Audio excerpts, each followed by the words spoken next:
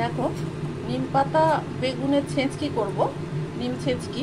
তার জন্য আমি একটা ছোট কড়াইয়ে অল্প একটু জল দিয়েছি, আর তাতে আমি নুন হলুদ পরিমাণ মতো, অল্প একটু জিরে ধনে, আর একটা মাঝারি সাইজের বেগুনকে দেখতেই পাচ্ছ ছোট ডুমো করে কেটে আমি দিয়ে দিয়েছি।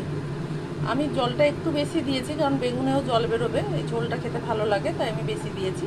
তোমরা তোমাদের পরিমাণ বুঝে দেবে। ভালো করে সেদ্ধ করে নেবো। দেখো ফুটছে, বেগুনটা সেদ্ধ হয়ে গেছে, এটা আমি ঢেলে নেব। ওই কড়াইটায় আবার ধুয়ে বসিয়ে দিলাম, তাতে আমি তেল দিয়ে দিচ্ছি, সর্ষের তেল। তাতে আমি এক আটি নিম পাতা ভালো করে ধুয়ে নিয়েছি, ধুয়ে নিয়ে এটা আমি কড়াইয়ের তেলে দিয়ে দেবো ফোড়নে। দেখো অল্প একটু তেল দিলাম, এক পলা, তাতে আমি পাতাটা দিয়ে দিচ্ছি।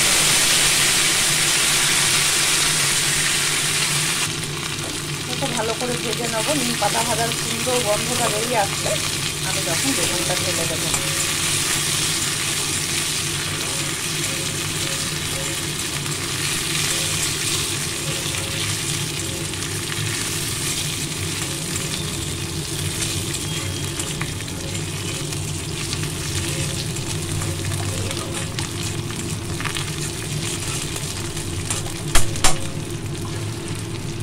পুরো গন্ধটা বেরিয়ে যেতে তাতে আমি বেগুনটা ঢেলে দিলাম, নিয়ে খুব ভালো করে ঘেঁটে দেবো আঁচ বাড়িয়ে।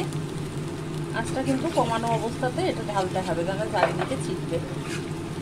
খুব ভালো করে ঘাঁটবো, যাতে একটা খপখপে পাড়া লেই হয়ে যায়। যারা তেতো খেতে ভালোবাসো তাদের কাছে আশা করবো এটা অমৃত সমান। তেতো দিয়ে এক থালা ভাত উঠে যাবে, আর লাগবে না।